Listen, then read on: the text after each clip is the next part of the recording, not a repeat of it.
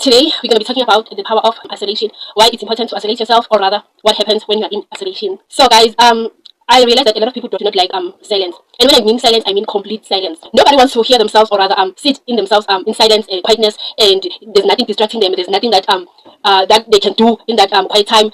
There's no friends, there's no alcohol, there's anything that you can think of that you know very well that you rather do than like sit in silence or quietness. Then I mean exactly that. Today, I'm going to be telling you why silence is important.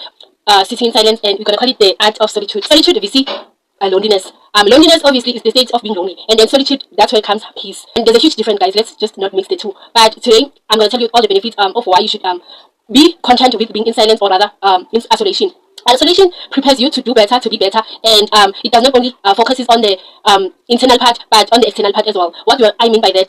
Let me break it down to you. Let's start with the mind. The mind is a very powerful tool, and when we are talking about the mind, we're talking about like your mental state, your emotional state, and the things that you normally would box up in your mind or in your heart that you won't really necessarily tell other people or vent to other people, but you keep them in your heart, and those are the things that are detrimental to your health. Those are the things that affect you. Instead of telling someone else, venting to someone else, seeking for advice, or rather just an ear to listen, you rather sit in silence and try to adjust, or rather allow yourself to feel those emotions. That's what I call solitude. Sometimes, guys, solitude, I mean silence, as isolation will force you to sit there, deal with your emotions, with your feelings, the things that that you currently go through. You can be going through anything, and you decide that you're not going to tell anyone, and then you're just going to deal with them with yourself. Whenever you're in complete isolation, and in isolation, guys, you are alone.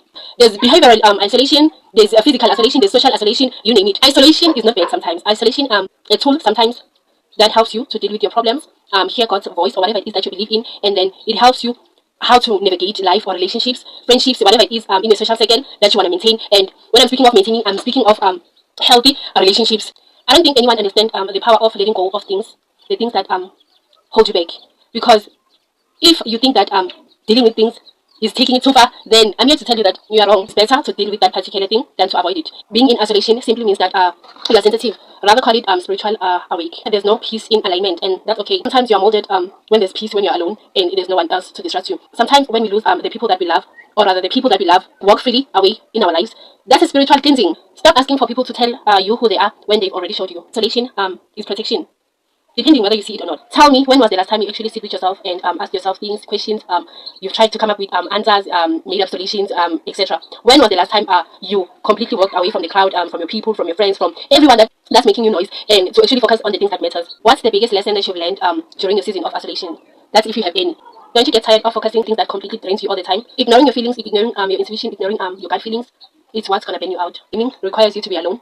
So tell me, when that time comes, will you be alone? Isolation prepares you from the things that you can't really